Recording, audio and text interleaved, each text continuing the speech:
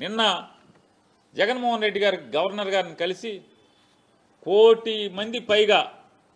1 కోటిని టార్గెట్గా అంటే 1 కోటి మంది ప్రజల యొక్క అభిప్రాయాలు తీసుకుందాం అనుకున్నాం. నిజంగా కనుక జగన్మోహన్ రెడ్డి గారు ఈ రాష్ట్రంలో ఉన్నటువంటి 5 కోట్ల మంది లేదా 5.5 కోట్ల మంది అభిప్రాయం తీసుకోవాలి అనుకుంటే కనుక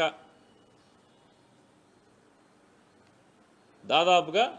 190% మంది ప్రజలు మీ మెడికల్ కాలేజీల అమ్మకాలని వ్యతిరేకిస్తూ సంతకాలు పెట్టేవాళ్ళు. కానీ జగన్మోహన్ రెడ్డి గారు 1 కోటి మంది అభిప్రాయాలు తీసుకుందాం, అక్కడికన్నా వీళ్ళకి సిగ్గు వస్తుందేమో, బుద్ధి వస్తుందేమో, జ్ఞానం కలుగుతుందేమో అని చెప్పని ప్రజలు వ్యతిరేకిస్తున్నారు కదా, తోక ముడుచుకుంటారేమో, బుద్ధి తెచ్చుకుంటారేమో అని చెప్పని 1 కోటి మందితో అంటే 1,04,00,000 మంది సంతకాలు పెట్టి, అయ్యా గవర్నర్ గారు చంద్రబాబుకు బుద్ధి ప్రసాదించండి, అతనికి చెప్పండి, గవర్నమెంట్ హాస్పిటల్లో మెడికల్ కాలేజీలో అమ్మద్దని చెప్పండి, 66 ఏళ్ల పాటు రూపాయికి లీజ్ అంటే దాన్ని ఏంటి అమ్మేయటం కాక ఏమంటారు చంద్రబాబు నాయుడు గారు? ఊరికే మీరు పీపీపీ అని ముసుగు తడిగినంత మాత్రాన ఎకరా అంటే 60-70 ఎకరాల్లో ఉన్నటువంటి మెడికల్ కాలేజీని, నర్సింగ్ కాలేజీని,